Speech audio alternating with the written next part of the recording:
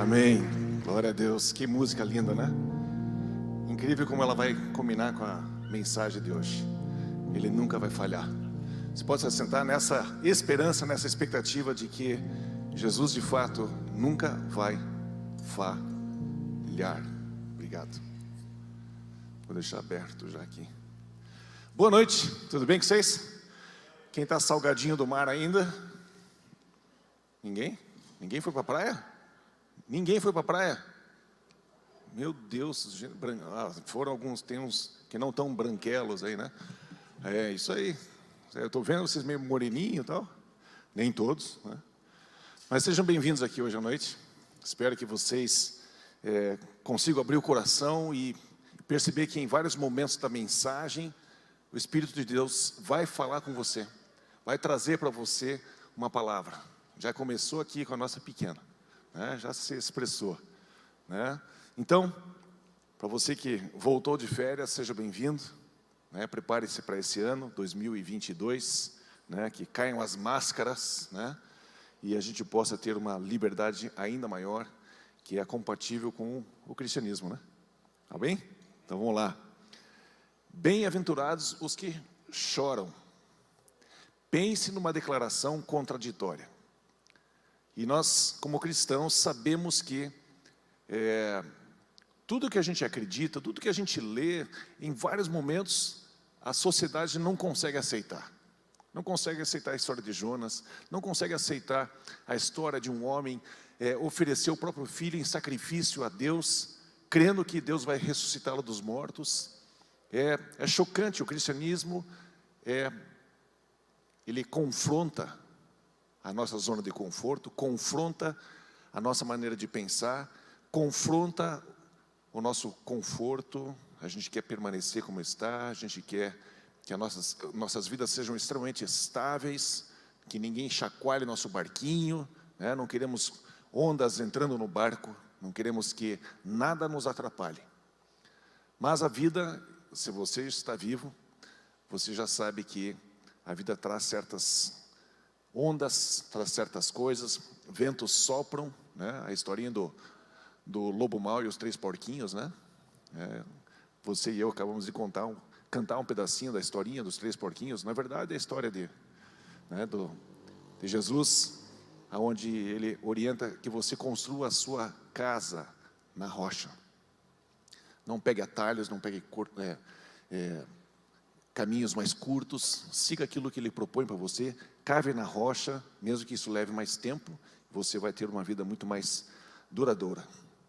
Mas bem-aventurados os que choram, Mateus 5, versículo 4, diz exatamente assim: bem-aventurados os que choram, pois serão consolados.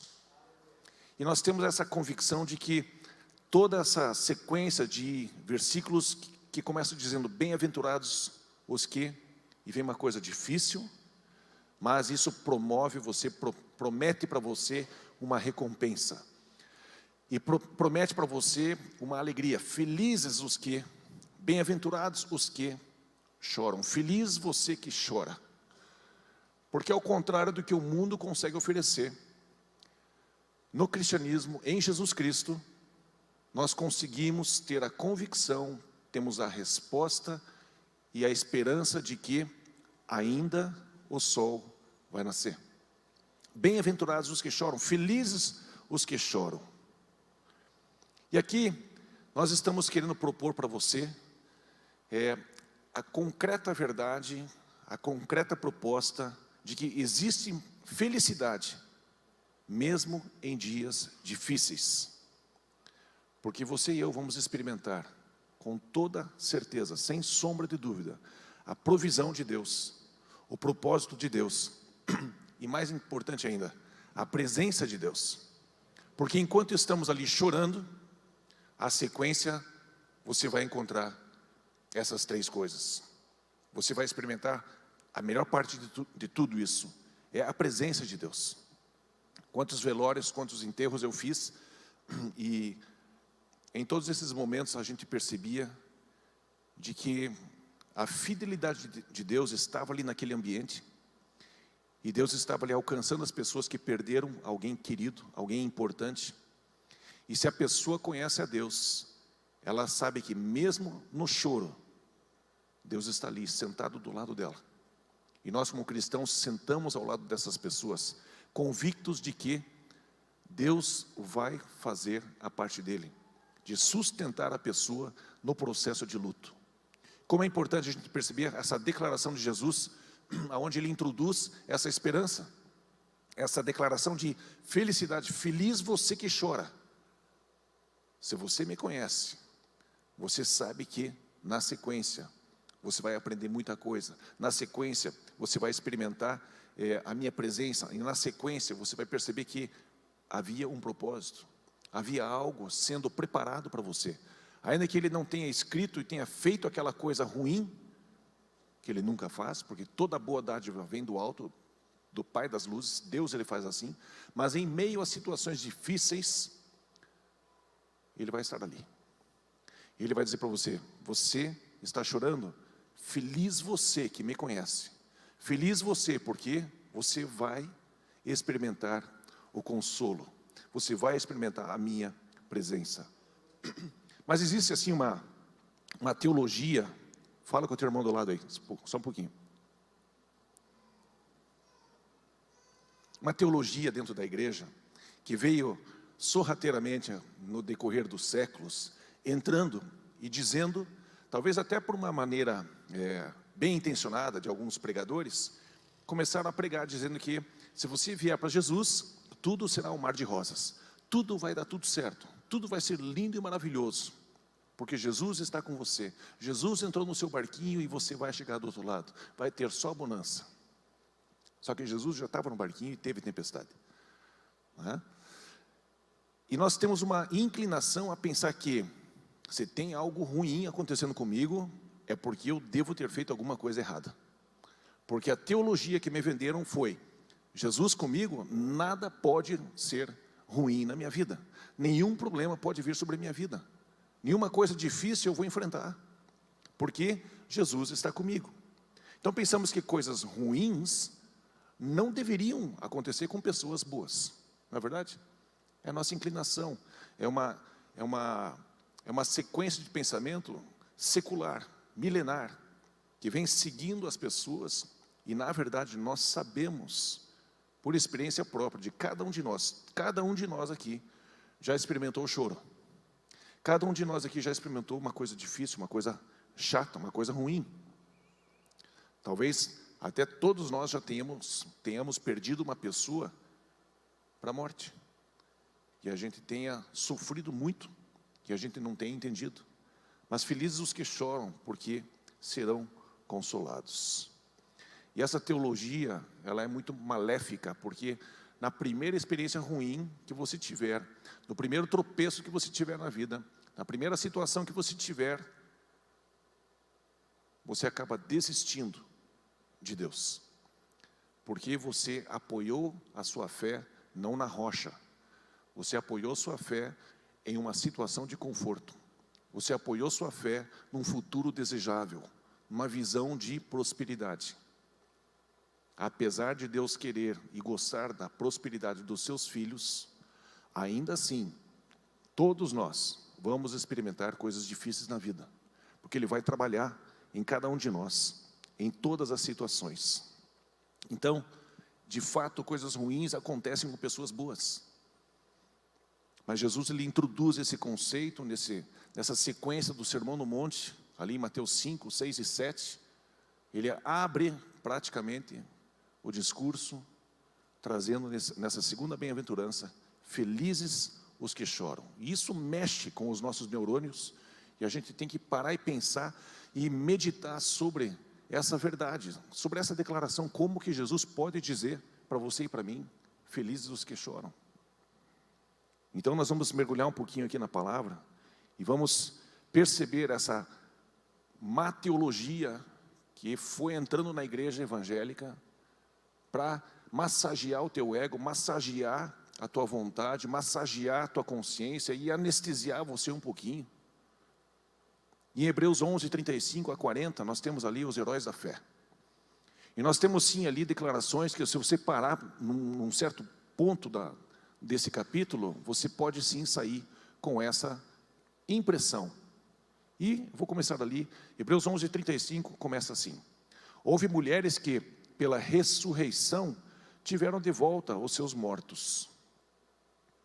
Mas a continuidade diz assim: alguns foram torturados e recusaram ser libertados, para poderem alcançar uma ressurreição superior, não simplesmente uma ressurreição.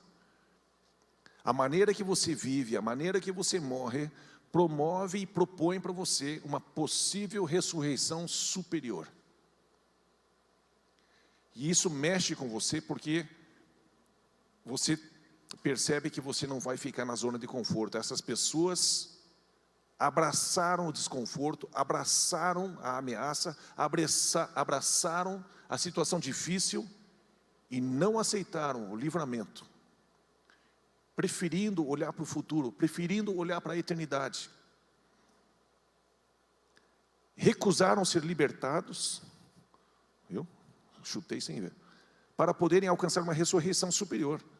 Outros enfrentaram zombaria, e a zombaria a gente até recebeu já, né? Mas a açoite, né? É isso aí, zombaria, açoite não, açoite não. Outros ainda foram acorrentados e colocados na prisão, apedrejados, cerrados ao meio, meu Deus do céu, sem anestesia, com certeza.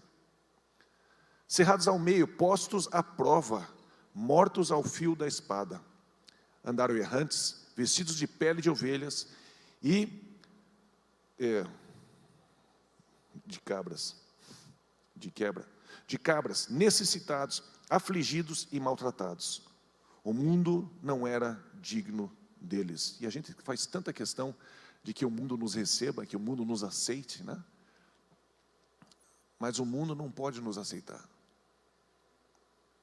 O mundo não consegue aceitar você se você for um cristão autêntico. Não consegue. O mundo não era digno deles. Olha como Deus coloca a percepção dele. O mundo nem merece você. Como é importante você perceber o valor que Deus coloca sobre a tua vida. Sobre uma vida que guarda firme a fé, a convicção de quem Jesus é e de quem você é em Jesus. Vagaram pelos desertos e montes, pelas cavernas e grutas. Todos esses receberam um bom testemunho por meio da fé. No entanto, nenhum deles recebeu o que havia sido prometido. A pessoa esperava encontrar a resposta nessa vida. A pessoa esperava encontrar a vitória nesta vida. A pessoa esperava encontrar a prosperidade, isso ou aquilo, nesta vida. Mas Deus havia planejado algo melhor para nós. Para que conosco fossem eles aperfeiçoados. Existe algo coletivo que todos nós precisamos entender, de que o plano que Deus tem não é simplesmente uma luz dessa focada em você. É uma luz mais abrangente, que alcança eras, alcança gerações, alcança o presente, o passado e o futuro. Alcança você hoje. Mas você não está desconectado das coisas que Deus já fez e que Ele vai fazer. Nós estamos escrevendo uma história, aliás, Ele está escrevendo uma história através de nós. Então, é importante que você entenda que você está conectado a um tempo que Deus quis que você nascesse, a uma localização geográfica que Deus quis que você estivesse. Você pode pensar, poxa, as pessoas passarem por coisas difíceis, pessoas passarem por coisas ruins, sendo uma pessoa que não mereceu nada disso, ela não fez nada errado, né? Não é justo, como eu disse uma outra vez. Ainda bem que Deus não é simplesmente justo, porque se Ele fosse simplesmente justo, você e eu teríamos que pagar pelos nossos pecados. Mas graças a Deus que Ele não é só justo, Ele é misericordioso, Ele é cheio de graça, Ele é cheio de amor, e Ele enviou Jesus para pagar pelos teus pecados, pagar o teu preço. Então, de fato, Deus não é simplesmente justo. Que bom que Ele não é. Senão você e eu estaremos em maus lençóis. 2 Timóteo 4,18 diz assim: o Senhor me livrará de toda obra maligna e me levará a salvo para o seu reino celestial. A Ele seja a glória para todos os sempre. Amém. E apesar dessa declaração, você sabe que pela história do cristianismo, nós sabemos que Paulo acabou sendo morto. E nessa declaração, a gente pergunta, afinal, ele foi liberto? Ou ele foi levado aos céus? Sim. É sim para as duas situações. A maneira que você e eu vivemos vai gerar esse tipo de resposta. Não importa o resultado da situação que você está vivendo, a pressão que você está sofrendo, se Deus não te libertar dessa situação e Ele te levar para a glória, você foi vitorioso do mesmo jeito. Você não sucumbiu àquela pressão, você não cedeu àquela pressão e você não largou a sua fé. Você foi sim liberto, e você foi sim salvo, e você foi sim elevado a Ele até o seu próprio reino. Então, para nós, de fato, existe o sim e o amém para todas as promessas que Ele fez para você, e Ele fez para nós, e Ele fez para a igreja. Então, nós acabamos deduzindo por uma falha de teologia, de que se tem dor, se tem problema, então Deus não está nesse negócio, então nós fizemos algo errado e a gente está sendo castigado. E na verdade, Deus sim permite que você e eu passemos por várias tribulações, porque Ele está interessado em trabalhar em você, Ele está interessado em trabalhar em mim. Eu sei que você de vez em quando pode dizer assim: Deus, pare de trabalhar em mim, pare, está bom já, eu estou satisfeito com o que está bom, está jóia assim. E a gente pode espernear, a gente pode reclamar, e dizer assim, chega, e Deus, vai, e vamos continuar. E Deus, Ele continua trabalhando na gente. Tiago, capítulo 1, versículos 2 a 4, diz assim: meus irmãos, considerem motivo de grande alegria o fato de passarem por diversas provações, pois vocês sabem que a prova da sua fé produz perseverança, e a perseverança deve ter ação completa, a fim de que vocês sejam maduros e íntegros, sem lhes faltar coisa alguma. É lógico que isso aqui é paradoxal. Ninguém chega assim e está assim, por que você está tão feliz? Nossa, eu estou passando por tribulações, eu estou radiante, estou extremamente feliz. Mas você precisa estar consciente de que Deus está com você ali, Deus está trabalhando em você ali. Não precisa vibrar porque você está sofrendo, perdi de novo, sofri de novo, apanhei, a gente não é masoquista, mas nós temos uma fé que amadureceu, nós temos uma fé que se aproximou do caráter de Deus, a gente tem uma fé que começou a perceber que o nosso conforto não é aquilo que Deus mais quer nos dar. O que Ele quer nos dar é caráter. Conforto é legal, conforto é uma delícia, mas se você precisar perder o conforto para que você tenha caráter, não tenha dúvidas de que Deus vai fazer isso porque Ele te ama. Ele te ama acima do seu conforto, e Ele vai trabalhar para que você chegue na eternidade maduro, íntegro. É muito importante a gente perceber que esta vida que nós estamos vivendo na carne, no corpo, nós estamos vivendo uma trajetória de amadurecimento e para sermos pessoas de caráter, pessoas que sabem dizer sim e mantêm o sim, pessoas que sabem dizer o não e elas mantêm o não. Essa é a proposta maior de Deus. Então, quando nós começamos a perceber quem Deus é, a gente começa a perceber que essa declaração que Jesus fez, felizes os que choram, porque serão consolados, é muito compatível com quem Deus é, não é verdade? Toda vez, nessa música que a gente acabou de cantar, toda vez que você passou por uma situação difícil, você não conseguiu perceber de alguma forma Deus ali com você? E isso tem muito valor. Isso é algo que faz com que você pare e pense de que a verdade de que a realidade espiritual da presença do Pai Celestial, do Criador de todas as coisas, é algo que você pode contar, é algo que você pode abraçar, é algo que você pode promover, é algo que você pode divulgar. E você pode anunciar para as pessoas a tua história, e você pode, sem precisar ter prova alguma, dizer que o Senhor estava ali comigo, e eu andei pelo vale da sombra da morte, mas a presença do Senhor estava ali comigo, e eu sei, porque eu sei, e eu simplesmente sei. E você pode ter esse testemunho.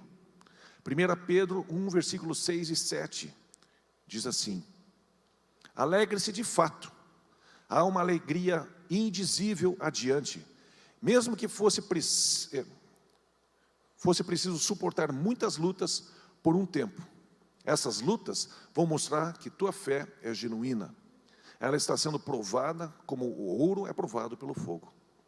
Ainda que sua fé seja mais preciosa que simplesmente ouro. Então, quando tua fé permanece forte em meio às lutas, ela lhe trará louvor e glória e honra no dia em que nosso Senhor Jesus Cristo for revelado ao mundo todo. E eu sei que a gente projeta esse versículo lá na volta de Jesus, não é verdade? Essa é a nossa tendência. A gente projeta isso aqui lá, no fim dos tempos, quando Jesus retornar em glória, e a gente sobe para se encontrar com Ele nos ares. É um dia glorioso. Mas eu quero que você aplique isso no teu dia, aonde você, no teu sofrimento, você na sua dor, nesse momento as pessoas conhecendo você, sabendo o que você está passando, mas veem a sua postura, veem como você se comporta, veem que você consegue ser feliz em meio ao choro. É nessa hora que nós estamos trazendo Jesus ao mundo. Nós estamos mostrando quem Jesus é para nós.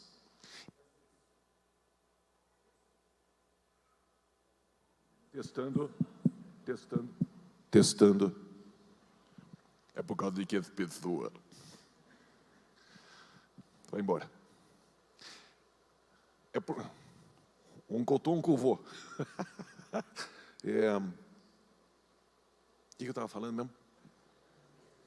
Me ajude, Léo. Você estava prestando atenção? Não, as pessoas eu lembro.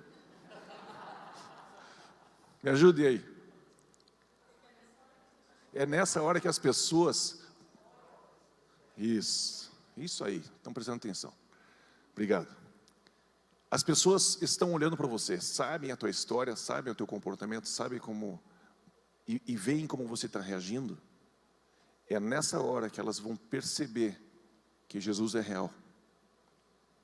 E elas não precisam esperar o grande dia, quando Jesus voltar, para perceber quem Jesus é. Mas é no meio do teu sofrimento, é no meio da sua dor, é no meio da sua dificuldade, é no meio do seu choro, que elas vão perceber que Jesus Cristo é real. E existe uma sensação tão espetacular que no meio da sua dificuldade, no meio da dor, você consegue perceber uma glória dentro de você. Você começa a perceber alguém dentro de você, você percebe algo diferente, alguém diferente, uma outra voz dentro de você, que mantém você de pé, que te sustenta. É nessa situação que nós vamos conseguir fazer com que Jesus Cristo seja revelado para aqueles que nos conhecem. Então, muitas vezes, a dor que você está experimentando, ela é extremamente produtiva, em termos de testemunho para os outros, e também em formar em você uma pessoa que você ainda não é, mas que Deus já desenhou para você, antes da fundação do mundo. E Ele vai trabalhar situações para que você se torne nesta pessoa.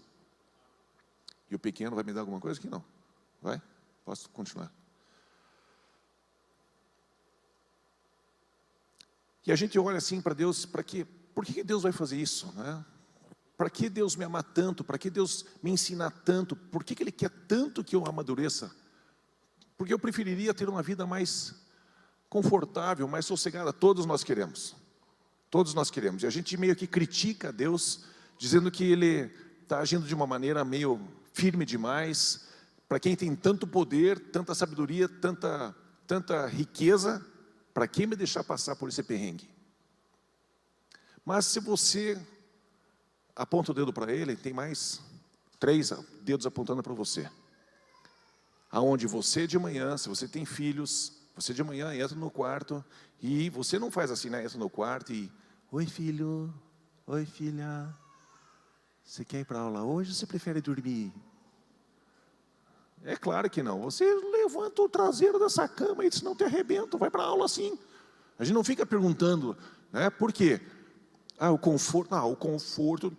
Vai lá e faz a cobertinha assim, dorme mais um pouquinho, dorme, né? Não, eu já joguei água na cara do meu filho. Avisei, se você amanhã não levantar, vai ter água. Mas olha, pensa num susto, queimou uns 30 mil neurônios. Eu te avisei. Não faço isso em casa, é super legal. Pode fazer, é divertido. Vocês não vão ter essa oportunidade sempre, sabe? Terrorismo, assim, é super legal, né? Então a gente critica a Deus, mas a gente faz a mesma coisa com os nossos filhos. E você é filho dele. E ele de vez em quando vem para cima de você, porque ele não quer você no conforto, na preguiça, na moleza. E a gente faz isso com os filhos, mas a gente não quer que faça com a gente, né? Então a gente diz: levante e vai para a aula. É muito importante que você vá para a aula. E isso vai trabalhar o teu caráter, vai amadurecer você. E às vezes a criança chora: eu não quero, vai sim para a aula. Eu não quero, vai para a aula. Quando nós temos essa fase de felizes os que choram, porque serão consolados, este choro às vezes é um pouquinho mais profundo do que simplesmente uma aula que você não quer ir, um emprego que você não gosta mais, uma atividade que você já cansou, mas você precisa continuar mais um tempo. Às vezes, o choro é porque você perde alguém muito precioso. Às vezes, o choro é muito autêntico, é muito forte, e às vezes ele acaba fazendo com que você comece uma espiral para entrar em depressão. E aqui eu quero comentar com vocês, mais ou menos, o que acontece quando você tem essa experiência fortíssima da perda, por exemplo, de alguém, ou uma experiência muito pesada que você teve.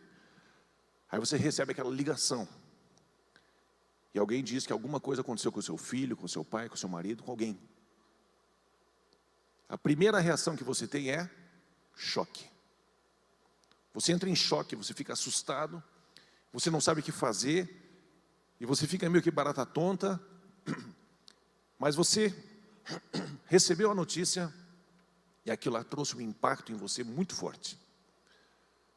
A segunda coisa que te acontece é você começa a sofrer com aquilo lá, você começa a entrar num pesar profundo, começa a chorar, e você começa então a sofrer com tudo isso. E é genuíno, mas se você permanecer nesse estágio do choro, desse pesar, tempo demais, você vai acabar indo por um caminho que quase que não tem volta, ou o retorno é longo demais.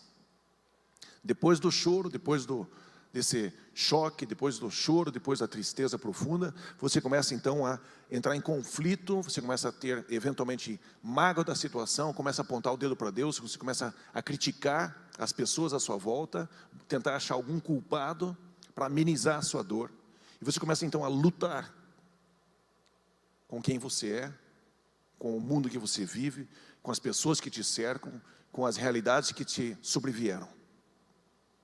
Na sequência, para você poder ser liberto desse espiral, a solução que você precisa praticar na sequência, é se entregar para Deus. Mesmo que você não entenda, mesmo que você esteja sofrendo, você chegar para Deus e diz: Deus, eu não sei por que isso está acontecendo. Eu não sei como isso aconteceu, eu não sei de onde veio, não sei o que vai ser da minha vida, mas eu me entrego a Ti, eu preciso confiar em Ti e ser sincero com Deus, mas se entregar para Ele. Na sequência, o processo de uma pessoa que chega no final, que sai vencedor, o processo é a santificação. Deus começa a trabalhar em você. Deus começa a mexer em você. E você começa a ouvir a voz de Deus, e você começa a perceber como você vivia a sua vida, como era a sua realidade. E você começa então a ler a palavra, você começa a ver coisas que você não via antes. Você começa a prestar atenção em coisas que você não prestava antes. Você começa a valorizar coisas que você não valorizava antes. E você começa a desprezar coisas que você valorizava antes. Existe um processo de santificação, aonde, o que é a santificação? Não é uma pessoa com uma auréola na cabeça, mas é uma pessoa que está sendo separada para um propósito. Está sendo separada para alguém. E Deus, nesse processo desta dor toda, Ele está separando você, trazendo você à parte para que Ele possa conversar com você, e Ele possa trabalhar no seu caráter, possa amadurecer você, e Ele possa fazer de você uma pessoa ainda mais íntegra. E por fim, nós começamos então a servir as pessoas. Eu não posso servir as pessoas enquanto eu não for curado. Eu começo então a servir as pessoas, eu começo então a consolar as pessoas com a experiência que eu tive, com o consolo que eu tive, que eu recebi de Deus. Eu começo a ser uma carta viva. Assim que a palavra de Deus diz, vós sois cartas vivas. Então Deus não envia um livro, mas Ele envia você, Ele envia uma pessoa, Ele enviou Jesus. Ele envia cada um de nós para consolar as pessoas que estão passando pelas mesmas coisas que nós. E eu quero que você perceba a beleza de Deus não permitir que você seja poupado de muitas coisas. Porque somos nós que vamos consolar aqueles que passam por situações semelhantes. Mas a gente chega para Deus e a gente diz assim, Deus, e a gente vai orar, né? Quem de nós nunca? Né? Quem nunca? A gente vai orar e a gente começa a dizer, Deus, no fundo, a nossa oração, ela é muito manipuladora. A gente tenta fazer com que Deus faça as coisas do jeito que a gente está dizendo. E a gente começa a dizer, no fundo, a gente diria assim, bom Deus, no fundo, isso aconteceu, mas se eu fosse você, Deus, você deveria ter feito assim, assim, assim. Ah, tá bom, quer me ensinar alguma coisa? Sei lá, faz de um jeito diferente, não precisa me dar tanto prejuízo. Né? E a gente começa a orar e começa a dizer para Deus, o que Ele tem que fazer? E diz assim, Deus, presta atenção, eu estou te dizendo o que fazer.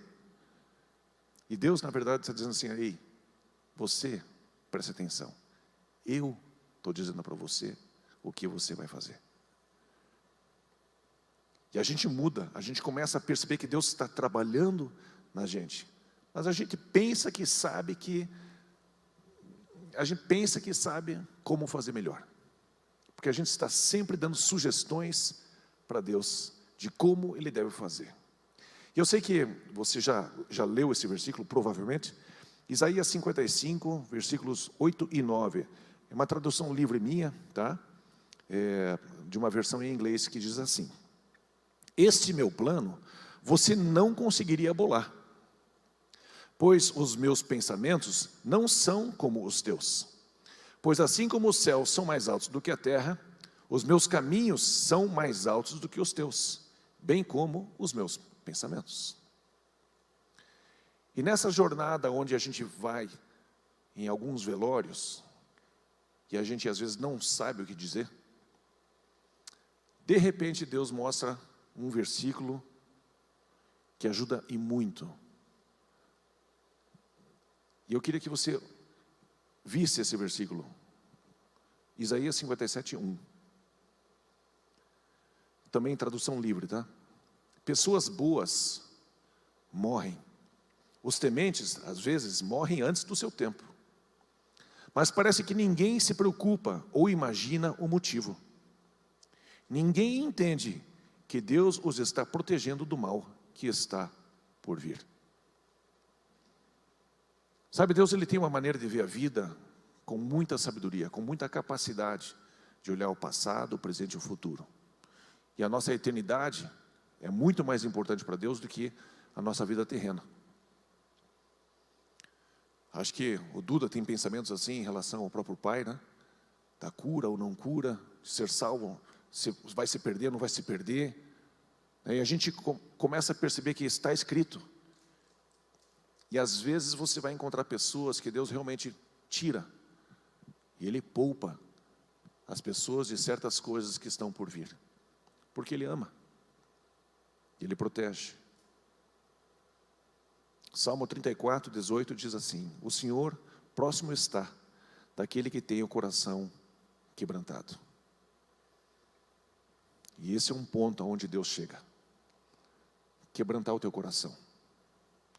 Domingo passado eu tentei fazer com que vocês percebessem que no fundo, vocês não têm tanto quanto vocês acham que têm.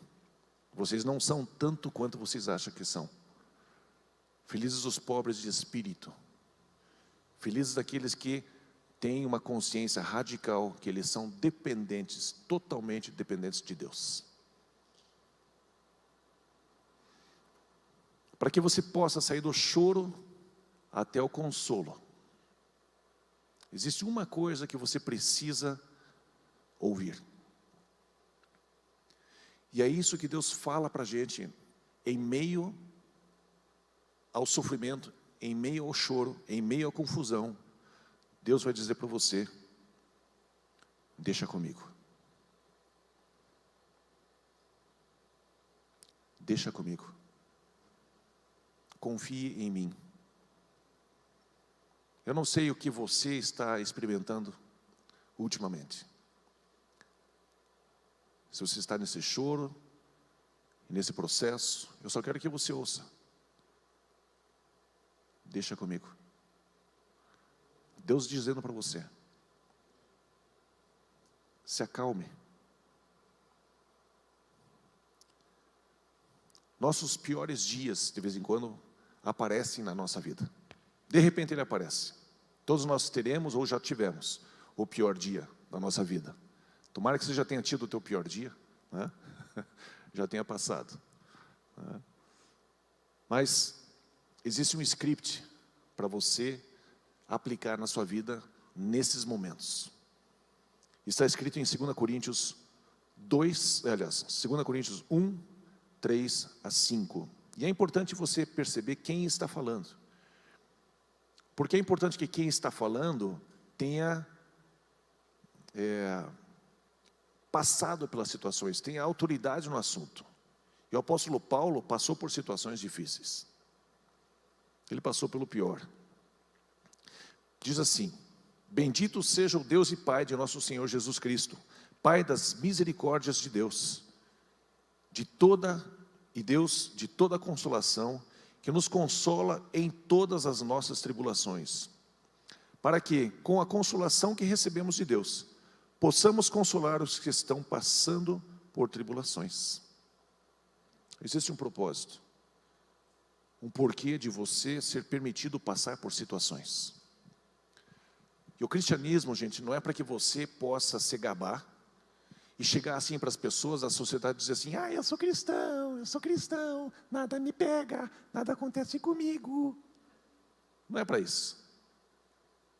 Você é um cristão, você tem o Espírito de Cristo em você, para que quando essas coisas acontecerem com você, você poder mostrar que você tem alguém com você, que pode te dar felicidade, que pode dizer para você: feliz aqueles que choram, porque serão consolados.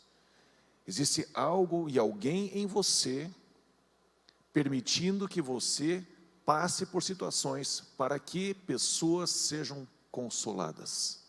Você e eu fomos enviados a esse mundo, não para a gente se abrir e dizer assim: comigo nada acontece, nenhum mal acontece comigo, eu não tenho tristeza, eu sou a Barbie, né? Eu sou o Ken, né? Bonequinho, nada me acontece.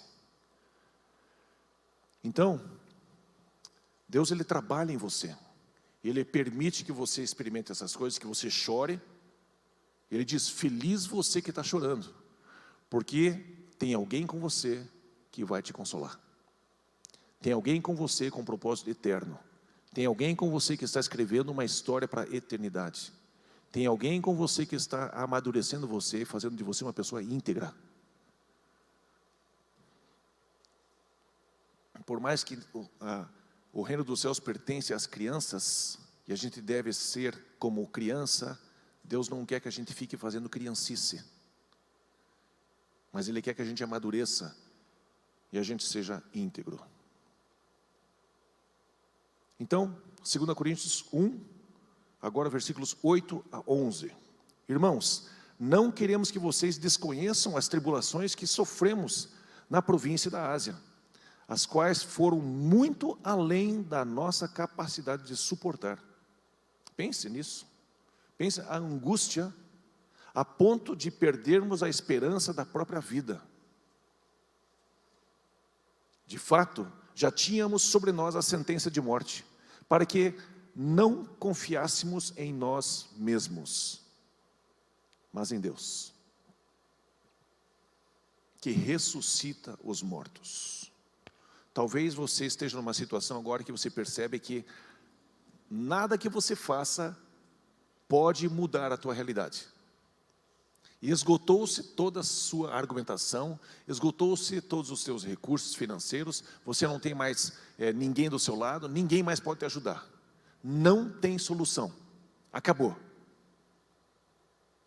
Ainda assim, mas Deus continua na jogada. Deus continua ali. Eu de vez em quando uso isso no jogo, de beach tennis. A gente está jogando, estou perdendo de 5-0, espero que esse meu amigo esteja assistindo, já estava perdendo de 5-0 em games, aí eu fui lá e fiz 5-1, e eu dizia assim, nunca, não vai ganhar, nunca. É o Bajo da pizzaria Bajo, é você, Bajo. E fui, e ganhei. Mas outras vezes perdi um monte. Mas a gente tem assim aquela esperança de que a nossa força, a nossa estratégia, a nossa determinação nos tire desse buraco, nos tire dessa derrota vergonhosa. Mas chega às vezes um momento, como Paulo estava vivendo aqui, não tinha mais jeito, não tinha mais argumento, não tinha mais defesa, já estava escrito a sentença de morte. Mas Deus, e que experiência você terá de perceber que Deus tirou você de uma situação que você não conseguia mais sair.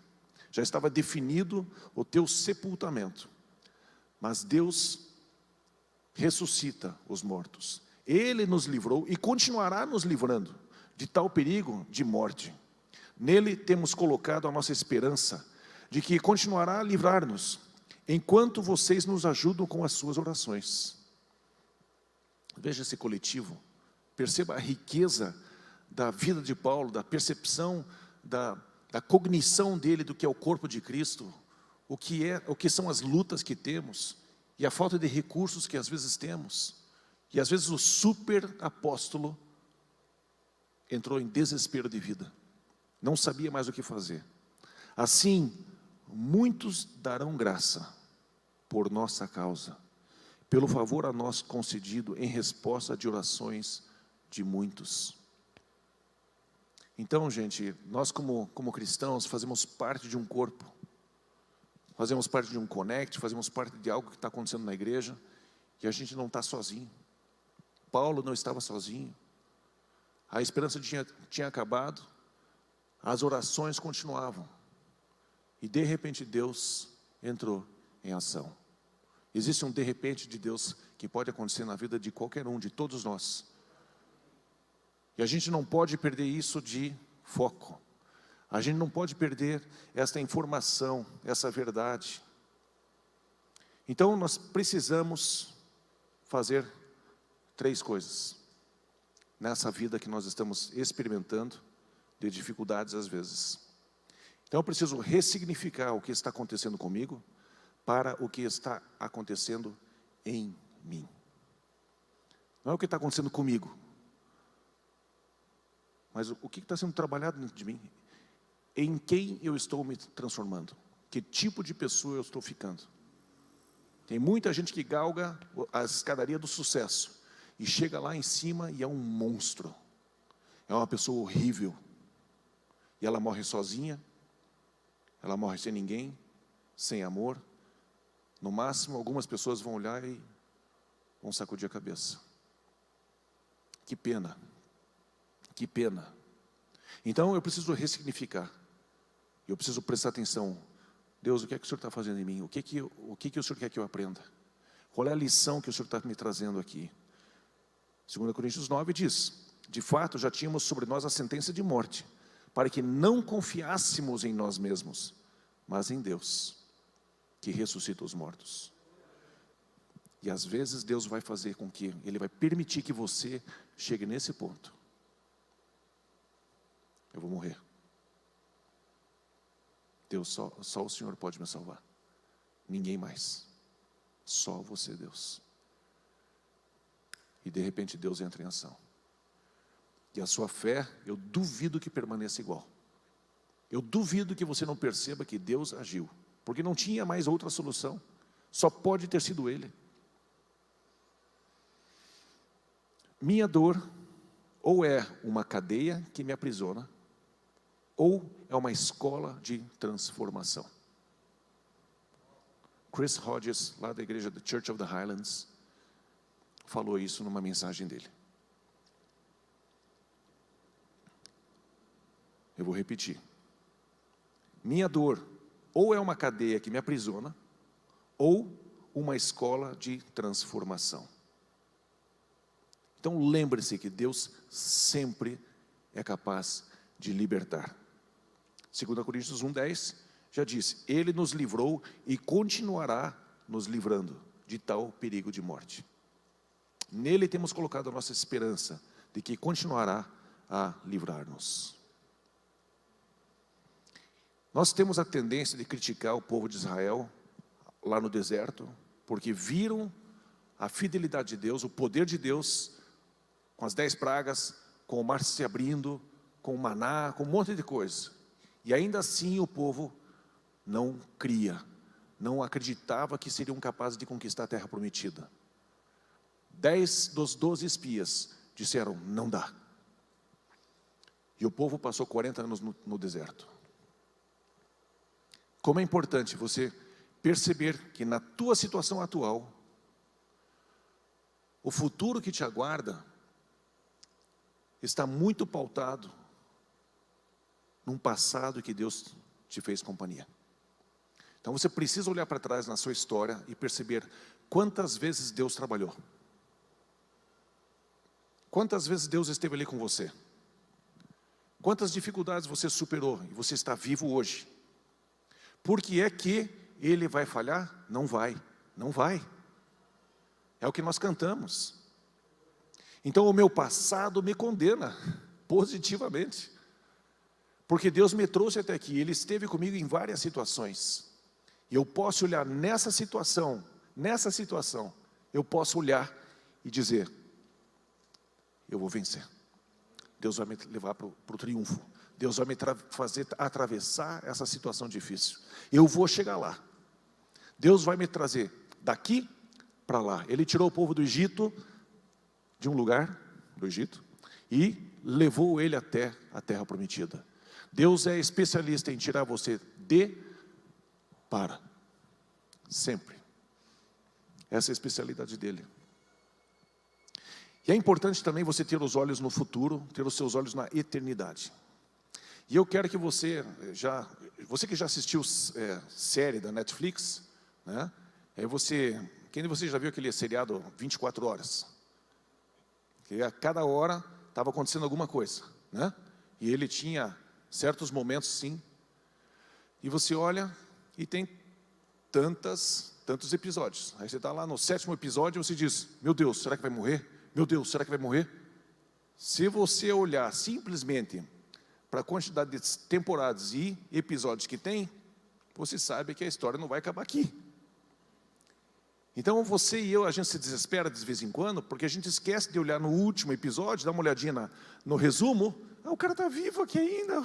Por que eu estou angustiado aqui? Por isso que a maioria das pessoas não lê o último episódio, né? Mas eu vi pessoas que começam a ler livros de trás para frente. Começa a ver o final e depois, eu quero saber como é que foi para chegar nisso. Acho horrível isso.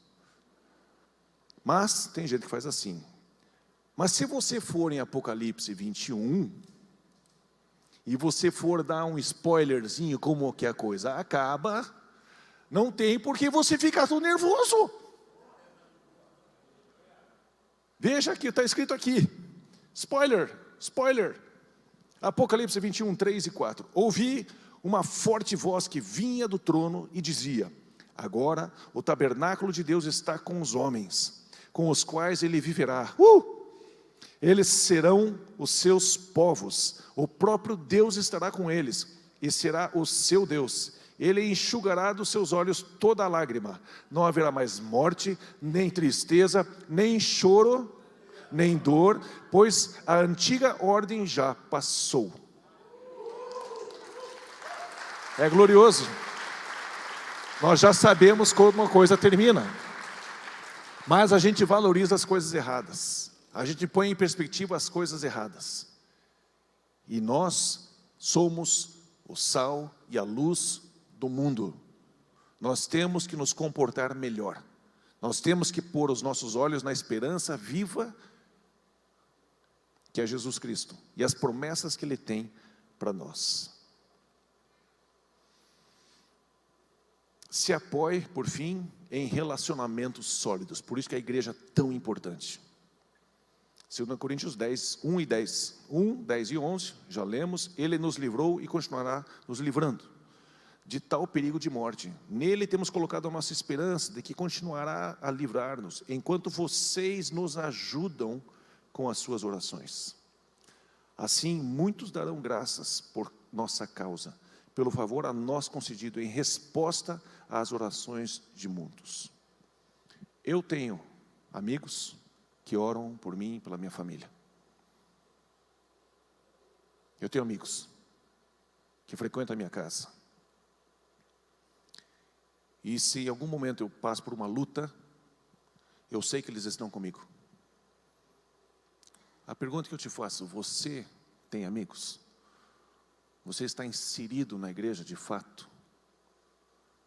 Como é importante você se conectar e se relacionar com pessoas, e não espere que as pessoas venham atrás de você. Seja você a pessoa que dá esse passo. Eu li certa vez uma pessoa dizendo assim: eu saí pela cidade procurando por amigos e não encontrei nenhum. Outro dia eu saí procurando ser amigo de alguém e encontrei vários. Seja você a pessoa que vai, seja você a pessoa que abre a porta da sua casa. Se relacione com as pessoas, não passe pela sua luta sozinho. Abra o coração, compartilhe. Se o apóstolo Paulo, gente, que é um gigante na fé, que viu o terceiro céu, subiu até o terceiro céu, ele não admite, mas eu sei. Ele foi lá, e ele viu coisas que você não poderia ouvir. Se ele pede oração, por que você é cabeção e não pede? Por que não participar? Por que não pedir ajuda? Por que não se conectar, fazer amigos dentro da igreja e fazer a sua vida acontecer dentro da igreja? Porque lá não tem gente perfeita. É verdade, você é um deles. Não tem. Nós estamos em transição, mas nós queremos conectar você. Então, está tendo um dia ruim? Ressignifique para o que está acontecendo comigo, para o que Deus está fazendo em mim.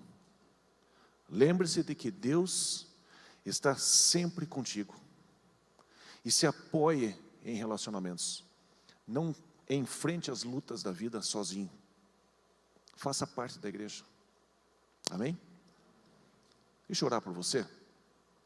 Pode vir, Duda, companhia. Pai, eu quero te agradecer porque o teu filho nos disse: felizes os que choram, porque serão consolados. Todos nós aqui, Pai, sabemos que isso é verdade. Todos nós aqui já choramos e todos nós aqui já experimentamos o teu consolo. Queremos testemunhar de que o Senhor é fiel e a tua palavra é verdadeira. E ela se renova todo dia na sua misericórdia, nas suas promessas, todas elas, Senhor.